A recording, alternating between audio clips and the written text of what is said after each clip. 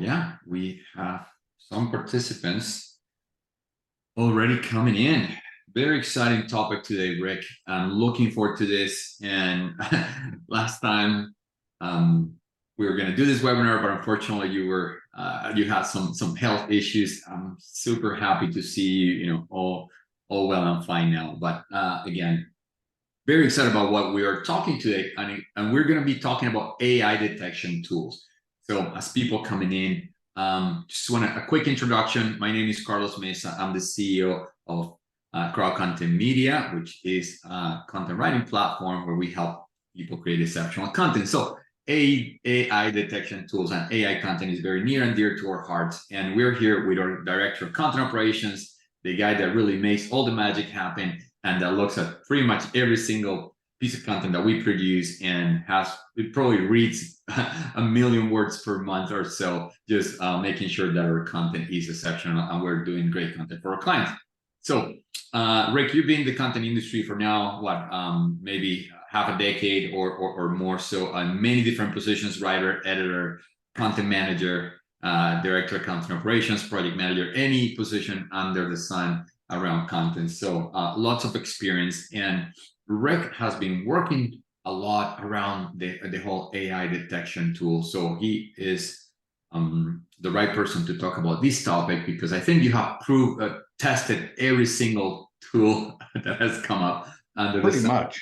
Yeah, and has gathered a lot of knowledge and experience around it. But just to set expectations for today, it's not a tech-heavy talk, because we don't believe that's where really the value is of this conversation. It's more about the applicability and the usability of these tools and what kind of results we're seeing and how they can be used or not be used. How do they work? Are they reliable or not? How concerned should content marketers be about these things? So very interesting conversation we're about to get into. So let's get into it, Rick. Are you ready? I am ready. Awesome. And quick reminder, please feel free to engage in the chat or in the Q&A section. I will bring in up some of your questions during the conversation. So please feel free to ask any question that you have at any point. I will be also throwing around some questions to you, so please engage and participate in the chat. Okay, Rick, let's start with this question. All right. How is AI content generated? Just a quick overview to set the stage. No, it's a really good question, because to be able to understand how detection works, it's helpful to have a really high level understanding of what generative AI is doing to give us the content it's producing. So it's really similar to how search queries work in search engines. The software analyzes your input data and it looks for intent.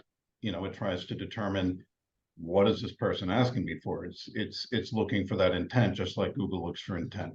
And then it goes and it matches what it believes your intent is to its massive database of information. For example, GPT-3, its pre-training was 45 terabytes of information. And I can't wrap my head around that kind of number, right? So I had to look at it like, all right, how much? This is all text data, by the way. It's just text. So I looked up like how much text is in a terabyte of information, and one thing I read said that it would be the equivalent of about 80 million pages of a Word document for 1 terabyte. So we're talking a huge database of information, and it predicts what you're looking for based on your intent. And then on the output, it's using natural language processing to give you the format you're looking for.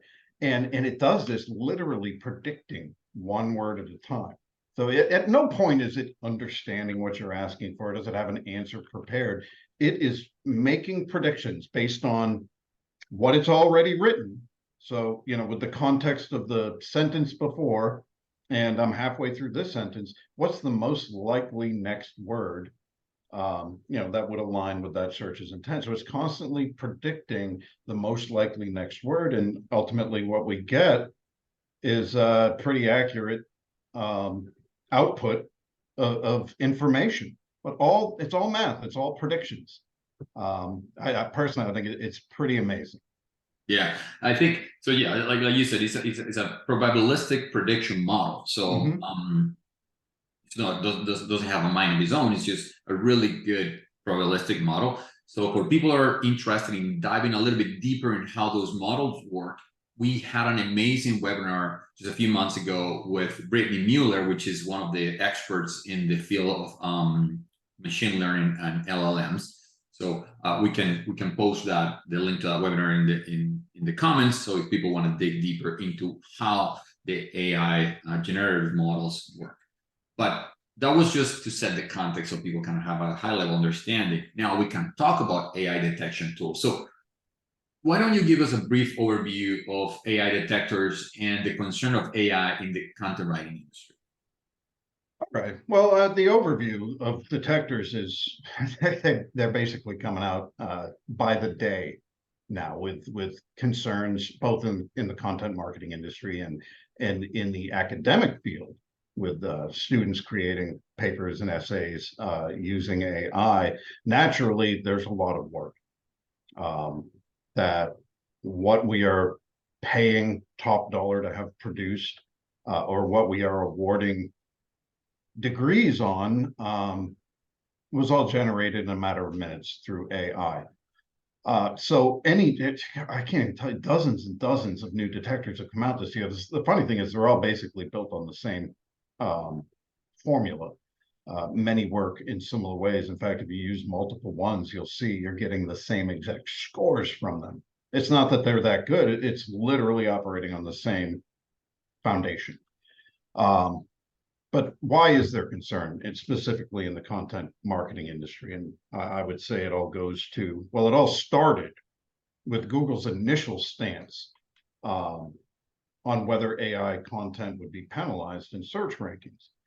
They basically came out, I think it was last year, and said that if we detect AI, it'll likely be flagged as spam. And yeah, that'll create a panic in the industry, right? So the concern is it's totally legitimate. I mean, even outside of that, if you look at EAT principles, particularly experience and trustworthiness, AI fails in both of those. You know, it can't produce anything for you that it hasn't learned from something that's already been produced. And more so GPT-3 than GPT-4, it can be wildly inaccurate. GPT-3 is worse. It'll I think it's called hallucination, right? It's just making stuff up because it's based on probability and prediction. So if it feels that the likely next string of words are these, it has no concern over whether or not it's true, just whether or not it's probable. So factual accuracy is a major concern with AI content. And for those who've been exposed to enough of it, if you're getting AI content submitted to you for publication for your business, odds are it's low impact. It scratches the surface of whatever subject matter you're talking about. Like there's just not a lot of value in purely AI generated content. You know, it lacks firsthand experience. So yeah, I think there's a lot of concerns, and these detectors have been coming out to try to combat that. Yeah, and you know what? I just say that now there's a dime a dozen, right? Like there is so many new ones that also begs the questions like how good can they be if people can just stitch them together so fast, right? Like because ChatGPT and the explosion of generative AI starting in November, now we're here not even a year later, and there's probably half a dozen or more of AI detectors. So I wonder how do they work, like, and why are they so easy to put together, and how good could they be? And I know there's like three questions in that question, but how do they work, and what do they look for? Well, this is why it was important to understand, at a high level, how generative AI works. So AI detectors basically backwards engineer the process. So it breaks apart the copy that you submit for to be analyzed, determines what the original intent was, and then looks at each word to see how predictable it was. So it's looking, it'll get midway through a sentence and it'll say, all right, the next word, the highest probability is this one, the next highest is this one. And the more predictable words your copy has, the more likely it is to be AI, because humans have a certain, even when we're writing about some bland academic topic, there's a certain level of creativity, a certain level of unpredictability with what we produce. AI doesn't have that at the moment, or not as much of it. So, if you drop 1,000 words into an AI detector and it's noticing that, the vast majority of these words rank in, say, the top 3 most probable words to come next, given the context of the preceding words, that's a major red flag that the content was AI generated. Likewise, it also looks at sentence structure, sentence length. AI is more likely than humans to have a more uniform set of sentence lengths and sentence structures throughout the piece. I don't think that one's quite as reliable, but it is built into a lot of the detectors that it does look for that. They all have different names, like one detector calls it burstiness. And you see it'll give you different scores for predictability, and burstiness being the sentence lengths. Are they fairly uniform? The structure of the sentences, are they fairly uniform? And if you get a high score there, it's more likely that it's AI generated than human. Okay, so I'm just posting in the chat if any of you is using any AI detectors. We would love to hear about that. And what detectors are you using? So we'll love to hear from the audience, just to gather that knowledge. But let's talk about this course. So you started talking about I cannot even try to pronounce burstiness. Yeah, they all right. So these detectors, most measure those two things. Some others have tried to come up with, creativity, and they call them different things. So we've talked about predictability, right? And that's the primary measurement of most detectors. But some will call it perplexity, creativity, just different names for their own tools. But essentially, this is what they're measuring: how predictable is the piece, and how uniform is it? So the majority of these tools will return a numeric score and some sort of label. That label could be, likely, unlikely, highly unlikely, as far as, was this or was this not created through AI, or some form of likely human and AI, or mostly AI. But ultimately, it's just all coming down to that number. And there's a lot of misconception on the number. We've had a lot of clients reach out, rightfully concerned, when they're buying human written content and they're running it through a detector and they get a 60% through any one detector. And they'll reach out and they'll say, hey, this is 60% AI. That's what the detector's saying. Like, we don't want AI content. Okay, all right. First, that's not how the numbers work. Okay, it's not a measurement of how much AI is in your piece, and it's not even really a likelihood, a percentage of likelihood that AI is in your piece. It's a confidence level. It's how that model is describing its confidence in however it is classifying your piece. So if you get something that says 50% possible AI and human content, it considers itself 50% likely to be right about that evaluation. That's a very important distinction. It basically means it's not confident at all.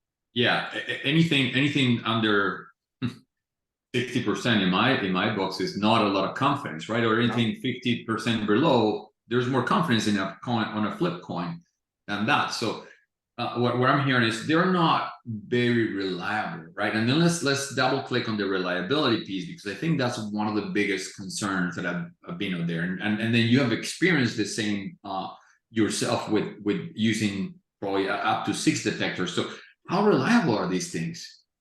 They're not at all. That doesn't mean they're not useful, but if this doesn't illustrate how unreliable they are, OpenAI themselves had a AI detector, and if anybody can build one, it would be OpenAI, right? Very quietly, last month, they shelved it. And if you try going to it, it'll tell you at the top, as of July 20th, the AI classifier is no longer available due to its low rate of accuracy. They can't even build a detector that works reliably. I'm sure everybody in the audience, if you're interested in the subject matter, then you've likely seen there's a bunch of articles out that evaluate AI detectors. You know, we put 5 of them to the test and created AI content, human written, and evaluated each one and each tool, and here's how they did. And the crazy thing is you could take those same 5 tools and get the exact opposite results from the next guy who evaluates it. They're that unreliable. But that doesn't mean that they're useless. Okay, but you have to understand that any one tool can give you a wildly inaccurate result. So let me tell you how. All right, we have hundreds of writers, Carlos, and for our clients who expect or who have asked for 100% human written content, you know, that's what we produce. So I need to make sure that our writers stay in line with that. And when a client has a concern that maybe we delivered some AI generated copy, I'll go and I'll audit those writers. I've probably done 150 or more of these audits this year, either through a client flagging somebody or one of my content managers flagging them like, hey, you might want to take a look at this one. It's not a simple matter of running that one piece of content that raised eyebrows through one tool. I keep 5 or 6 tools open at any given time. I start with the one piece that kicked it all off, run that through all the detectors, see if I have alignment. More often than not, I don't. Some will say it's likely, you know, parts of this, it's unlikely. They could be across the whole spectrum, literally from some saying this is human written content and others saying this is AI generated content. So then what I'll do is I'll pull more content from that writer. I'll evaluate all of those. I'll also pull content that they wrote prior to this explosion of AI generative content. So I'll go back a year, 2 years, and run those. And the funny thing is, sometimes, well, not sometimes, fairly often, things written prior to this recent, you know, since what, Q4 last year, when natural language processing really upped its game and this was a viable tool. So I'll go back to 2021 and pull some of the content. It still flags as AI. So I have to look at all of these things and even give it the eyeball test. You know, did this writer's style abruptly change? Did their quality abruptly change? You know, writers, they all have their little faults, you know, some can't comma. Others are a little wordy here and there. And one thing I can tell you about AI content, it flows. It's smooth. It's clean grammatically most of the time. And if you read a lot of freelance writing content, it's fairly easy to recognize through the eye. You know, it just has a flow to it and a cleanliness, but at a very high level, kind of a scratch the surface, not a lot of depth to this content, that you can kind of spot it. But so a lot goes into this, Carlos. It's not 5 minutes. It's not running that one piece of content. I could end up evaluating 10, 20 pieces in different detectors and doing an eyeball test before I can reach a level of reasonable certainty and, you know, decide to either take action with this freelancer or not. But either way, we often have to get back to our clients and try to explain this. And that's honestly what drove this webinar, right? Yeah. There's a lot of doubt out there. There's a lot of questions and a lot of misunderstanding as to how it all works. And I've got to tell you, there is no definitive tool. None. Yeah. There's no one silver bullet, unfortunately. No. And I think really what's happened, there's a lot of things are in flux, right? This is very new technology, and it will take time until kind of things settle down and we find a path. But I just wanted to bring an anecdote from another guest that we have in one of our webinars, Michael King, which is he's a thought leader in the SEO industry, and he has been toiling a lot or playing a lot with AI. And he put the American Constitution to one of these detectors and flagged it as, I don't know, with a 60% or 70% confidence as AI. So one of the biggest problems with the tools that we have seen is false positives, which is very unfair, right? So people are actually doing the work and doing the writing, but then putting through some of these tools, they get flagged as AI. So that's another problem. Not only the false negatives, but also the false positives. It goes both ways. It really Yeah. does. It's not reliable in either direction. AI content will pass through as human written, and human written content will flag as AI. Yeah. And at a high enough frequency that it's not an outlier. Like, it happens regularly. Yeah. I'm gonna take some comments from the guests or from the audience, because I think there's a very interesting discussion going on. So Andy Robinson, he's a university professor teaching an MBA marketing, and he wished there was a reliable tool. He have Turnitin built into Canvas, but it's not great for AI detection. So similar challenges. David Arnson is saying that he's been using ChatGPT 3.5 for a while. He's getting a feel for generated text. As a college professor, he's used to analyzing student writing. And then I think when something has no grammatical errors, they have more. So David Rakowski says that I know my students have used AI when there are no grammar errors, so which is very interesting. Like you were saying, when it flows so naturally, it's kind of suspicious. It really does. Even Yeah. the best writers have a tendency to get a little wordy here and there, a little clunky in their sentences, or make an odd word choice. And when you're just flowing through the piece, from a grammar and punctuation standpoint, yeah, it does stand out. Yeah, Andy Robinson is saying he's taking the approach of allowing his students to use AI, but telling them how it should be used, what it is good for, and what it should not be used for, hoping for the best. Okay. That's an excellent comment. In fact, that comes up later in our conversation, Carlos. Yeah. I think I use those exact words: what it should be used for and what it shouldn't be. And I don't want to get ahead of ourselves, but I like his philosophy there. And then David Aronson also saying that answers are overwritten, job cover letters use over-the-top adjectives, lots of paragraph transition words, really just overwriting. So that's also a good signal. So Matthew Pollock is using GPT-0.me, writer.com, copyleaks.com are all the tools that he uses. The best one is my own eyes and brain, like what you were saying, Rick. It's just pattern recognition. The problem with that is it's not as scalable, right? No. Yeah, he's an agency owner, so content lacks experience with what he's talking about. It just screams, I think this is what you want. Yeah. So he's very submissive, ChatGPT and AI tools. He will tell you, it will do whatever you want it to do, and it will tell you whatever you want to hear. So oh yeah, don't ever use ChatGPT as an AI detector. It will claim everything you submit. Yep, I wrote that. Yeah, I wrote that too.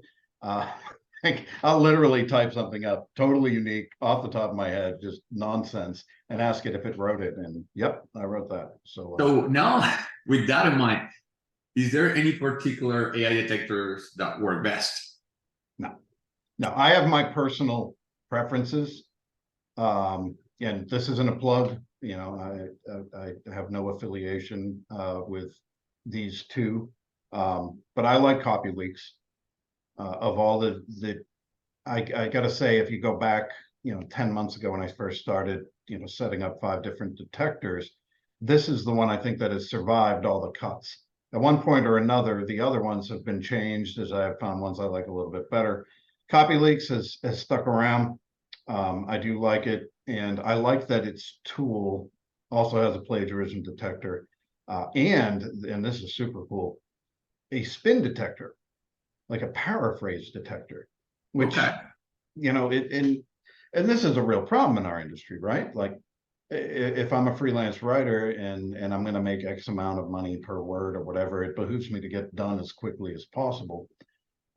So if I just open up the top ranking article for whatever search term I'm writing about and rewrite it, just spin it. It's quick, it's easy. This detector, apparently, I haven't played with it much, so I don't know how effective it is. But that's pretty useful. So I like copy leaks. If maybe they're the most accurate of the inaccurate AI detectors. But then there's another one that I like. It's called GLTR. I don't use this one very often, but I like it because, and I think this is one of the oldest ones out there. This one gives you a visual on the entire piece, every single word. It's showing you whether or not each individual word was predictable. You know, green words are the most predictable words. Yellow are were pretty probable. But then the reds and the purples are where creativity and unpredictability come into play. So human written content will still have a ton of green and yellow, right? I mean, words being predictable are predictable for a reason. You know, it makes sense that this should be the right word to go next. But we throw a lot more curveballs than an AI will. So in this tool, you see lots of green and yellow, but if there's a good amount of red and purple sprinkled in there too, it's likely human written. Whereas AI content will be almost entirely green and yellow, or mostly green, a little bit of yellow, sprinkle of red. So that's a pretty cool tool, but I don't know that one's scalable. Whereas others have APIs that you can connect internally to kind of scale up this, because I don't recommend the individual piece by piece uh, scanning. Yeah. So what you're saying is pretty much so. None of these tools are great. No, So there is, some better than others, but there's a problem with the scalability of detection. So what's one to do, right? Like, will AI become undetectable? uh, based on the results, I'd say it already is. Right? We get when I run pieces through 5 different detectors, I'm getting 5 different results a lot of the times. From certainty it's AI to certainty it's human, and somewhere in between. So if there already is no consistency, it's essentially undetectable, right? And it's improving every day, and the detectors have to play that game of catch up. You know, what has AI done now that I've got to account for in my detector? Or what tools have come out? Because there are actually tools out there already that will take your AI content and supposedly detector proof it. It'll rewrite it in a way that makes it capable of passing AI detectors. So personally, it's a losing battle, and I don't see the point. Um, I shouldn't say I don't see the point. Let me back up a little bit. I do recommend using them, but more as a flag. You know, certainly not as any source of truth. Um, we should be using them because if there is heavy AI in your content, you've got questions of factual accuracy. You know, you've got to make sure you've got a process in place that accounts for the fact that AI is used heavily in your content production process. So an extra level of fact checking needs to go on. I'm getting ahead of myself here. But yes, I do think it'll become undetectable, Carlos, or as close to it as you can get. There was an engineer, I think, for OpenAI who came out recently and said that they are working on a way to watermark, quote unquote, watermark AI produced content. How they're going to do that is beyond me. I didn't see any further information on that. I mean, if they're able to figure that out, then yeah, maybe. But as of right now, or for the near future, No, I think you're going to be fighting a losing battle if you're really focused on making an absolute determination as to whether each individual piece of content you are publishing has had AI involved in its creation. Yeah. By the way, you just got a compliment on the hat, but not the logo. I think we have a fan of some other team. But anyway, so I don't know if this question is even worth asking after now you have said all these things, but should people run all their content through an AI detector now that we know that they're not very reliable? Yeah, yeah, but do so in the context of this conversation. Just to inform you, if there could possibly be AI. I could see us using one to evaluate all content and to flag potential AI so that further audit can be done, unfortunately manually, using multiple tools and your trained eye. But you do want to be mindful of it. You do need to know if AI is being produced because, like I said, it introduces those problems into your content, right? You could have inaccuracies, and you could have very light, scratch the surface content that really isn't providing value to anyone. And these things don't help you at all with the EAT, and they greatly reduce the odds that your content is going to rank or satisfy any searcher intent. So you got to watch for that. And right now, this is the only way to do it. But I encourage everyone to put a policy in place for your organization and define what's acceptable and what isn't. I think I'm getting ahead of myself again here, Carlos, but I really want to talk about why AI is really a blessing for this industry, for those who need content. Now, I started at the beginning of this webinar, and I mentioned that I think it was last year, Google said if we can identify your content as being AI generated, we'll likely mark you as spam. Well, they walked that back this year. First half of the year, they kind of came out and said, well, if we determine that you're using automation to mass produce content aimed at manipulating search results, we'll flag that as AI. And the way I take it, my take on that is if you produce content that meets EEAT guidelines, it's helpful content, it has firsthand experience in it, it shows expertise, it's trustworthy, it's authoritative, it satisfies searcher intent.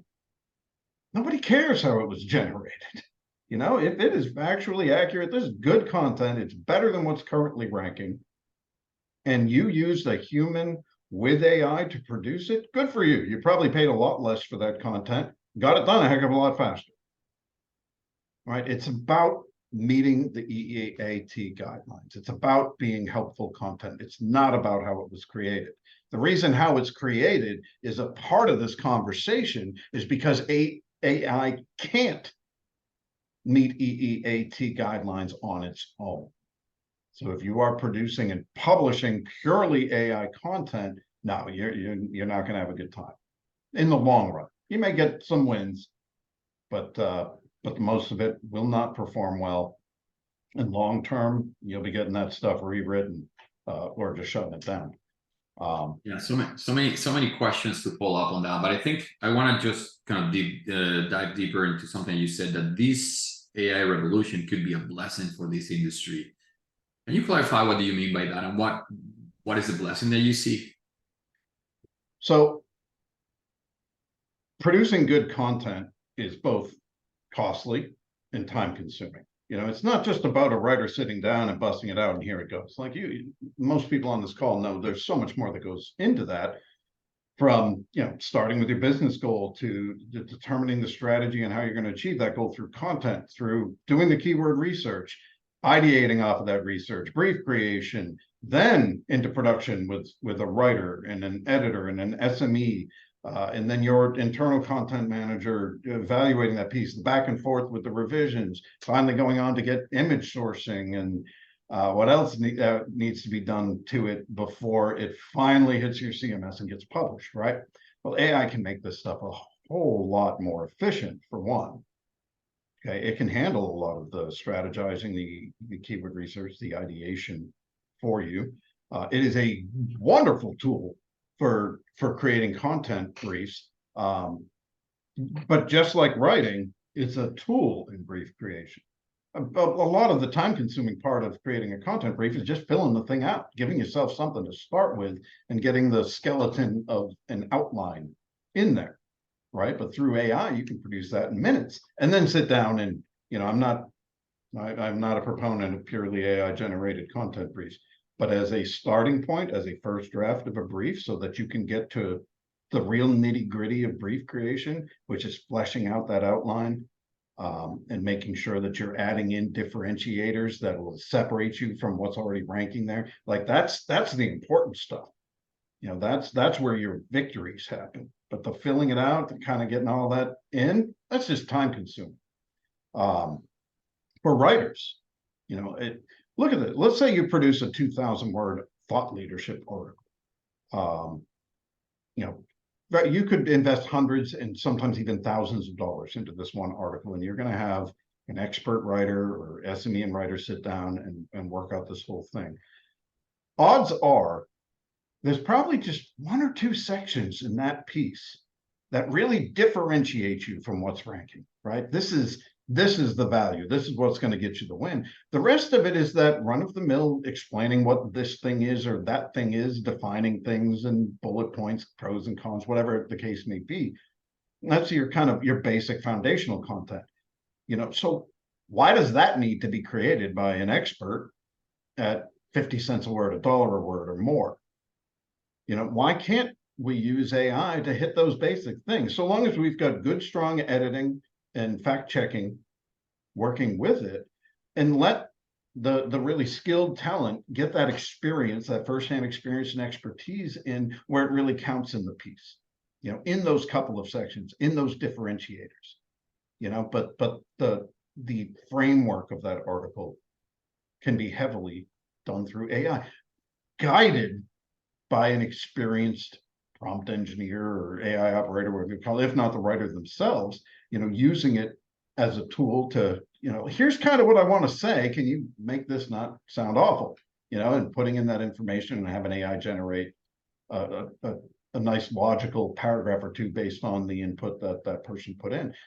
There's value there. And if it cuts the time in half, well, likely you're going to cut your costs. So you could be looking at substantial content production cost savings, or my preference, double the content output for the same money that you're investing right now.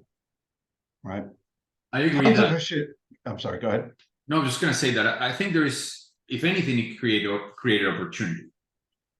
In the past, people have been still creating like low quality content by hand, right? Just, unexperienced writers or just not great writing is out there. And it's been for a while. This is not something new. Like low quality content is not something new. The problem now is that everybody has an industrial grade tool to create low quality content. But that's good for people like us that are interested in creating exceptional content, because it's going to become great content is going to become more valuable than ever. Oh yeah. So, and I think my personal opinion is that these detectors are so behind the tech of the LLMs. So the LLMs, so OpenAI and the other LLMs out there are more powerful than the detectors. So they're always going to be behind, right? It's going to be very hard for them to catch up. So I feel like it's almost like a whack-a-mole kind of whack-a-mole kind of game where you just, you're never gonna win, right? So then my question to you and the audience is, are we asking the right question? Instead of asking, is this AI produced? Should we be asking, is this piece helpful regardless of how it was produced?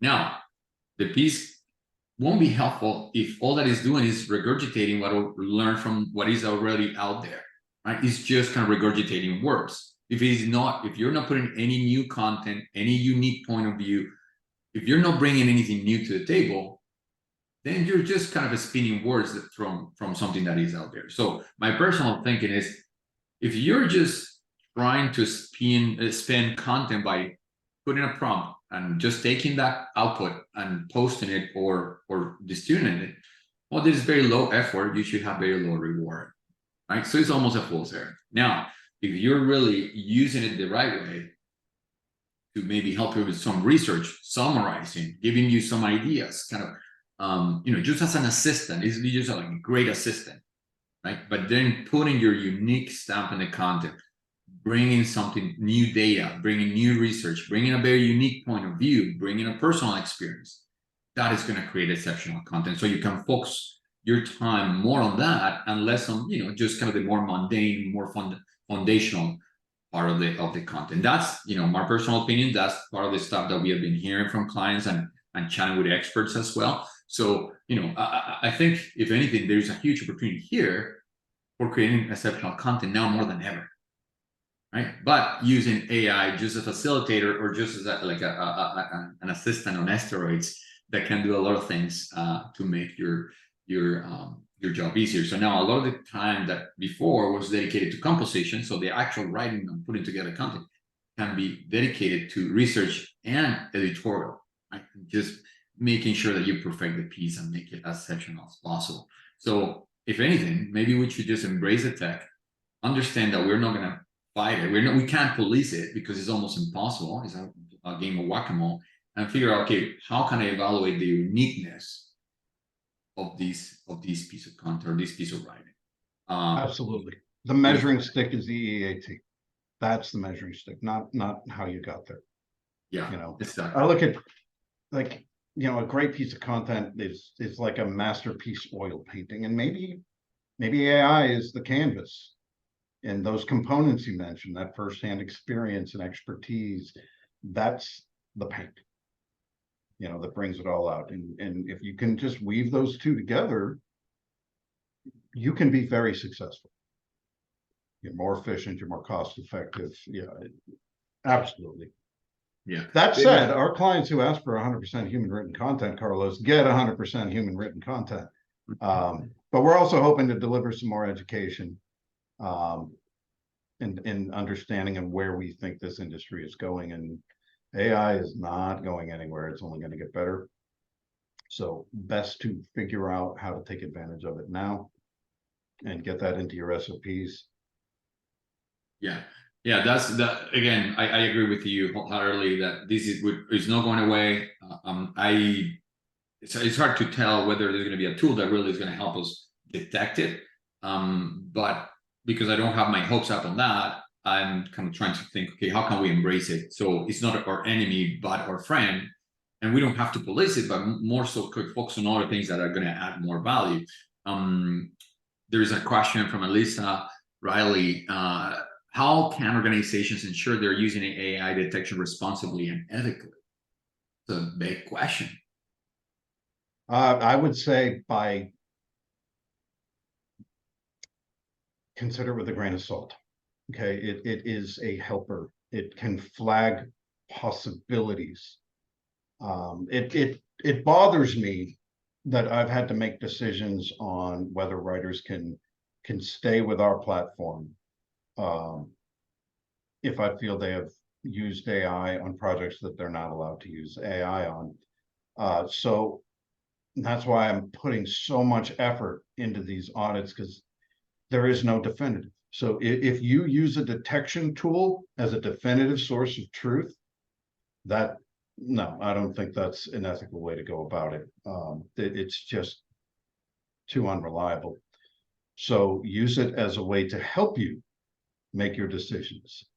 And then do the homework. You really got to evaluate more than that one piece.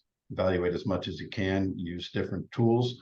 If you can't reach a high level of certainty, you really can't action it other than to maybe coach that writer or editor that, hey, you're flagging a little high on the AI detector. Let's look at ways that maybe you can avoid that.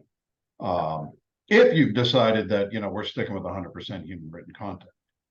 If you haven't, then your AI detection tool should really be more of a flag that you need to make sure that this is fully fact checked. You need to make sure there's some firsthand experience in here, that is up to EEAT guidelines. But honestly, we have to do that in human written content, right? Using a Yeah. human is no guarantee that we're going to meet any guidelines at all. We still have to review, give feedback, revise, polish, to get pieces where they need to be, whether it's fully human written, partially AI written, AI assisted, whatever the case may be. I don't know if that answers your question, Alyssa, but I would just say do not use it as a source of truth. Yeah. It's a big question. So I don't know if there's a definitive answer to that. But I would say, I think you mentioned EAT a few times, and it's very important to remind our audience the first two E's are becoming more and more important than ever. And those first two E's cannot be provided by AI.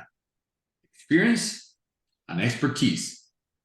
AI has no expertise. It's just kind of predicting words. And experience, well, how can AI have experience if they cannot go through the experience of doing, or nothing can happen to them, right? So now, not only on Google, but everywhere that you're producing content, publishing content, distributing content, experience and expertise are becoming more important than ever, right? Google is releasing a few things that are going to give more weight to the experience, first-hand experience. So if perspectives, I've been talking about it for a while. There's not enough talk about it, but they're going to give the authors and the creators more power, because people want to hear from other people. And now that AI is out there, well, more than ever, because we don't know if we're hearing from real people or just machines. So I want to invite everybody to kind of think about those things and always think about driving with experience, driving with expertise, bringing that to the table. That's going to help you stand out.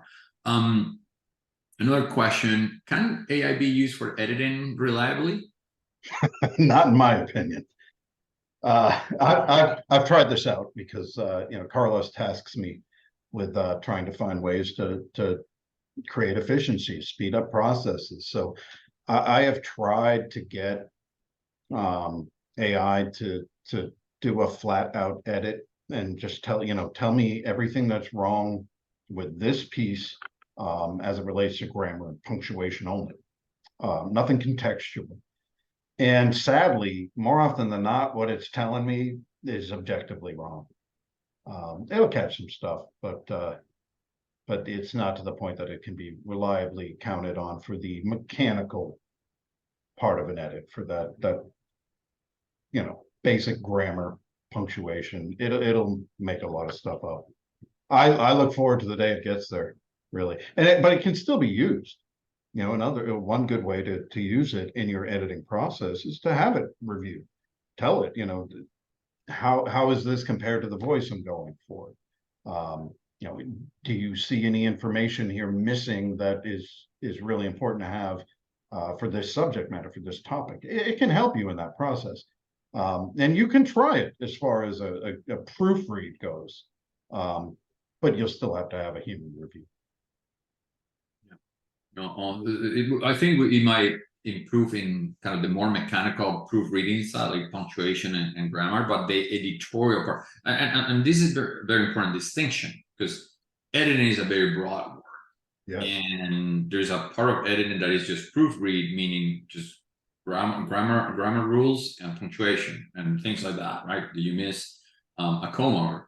And there is editorial review that is checking for style, voice, content, right? Like topic coverage, like all those things. So will it get there to the editorial part of it, or just a proofreading? I think maybe yes on the proofreading, but not on the editorial. It's going to become very hard, because that's very subjective, I think. But that's just me. So one last question, because we're close to the hour, but I see that we have some academics in the audience, and that's not our industry, just to be very clear. We don't do a lot of academic content, but it's got to be very tough to kind of deal with this now, because I know when I went to university many years ago, but there was a lot of written stuff, right? Like essays and papers and all that stuff. And of course, many students are going to take advantage of AI. So I don't know if you have any thoughts around that. Like, how can college professors or university professors deal with this if knowing that AI detectors are really not that reliable? That's a really good question, and honestly, I haven't put a lot of thought in. I have a teenage son who I've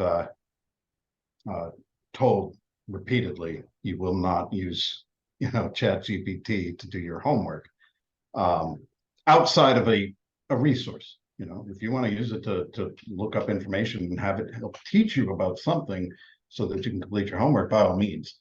But somebody who hasn't done the legwork, just dropping in and generating an essay, God, like their thesis,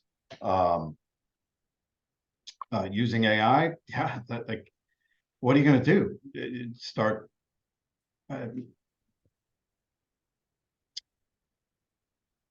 Maybe there has to be more verbal testing of people. Like, I suppose if you used AI to generate your papers throughout a term, but you're still able to stand up at the end of that term and be grilled with questions and be able to demonstrate your expertise, your knowledge, and whatever the subject matter was. I guess doesn't really matter how they got there, so long as they got there. I don't know.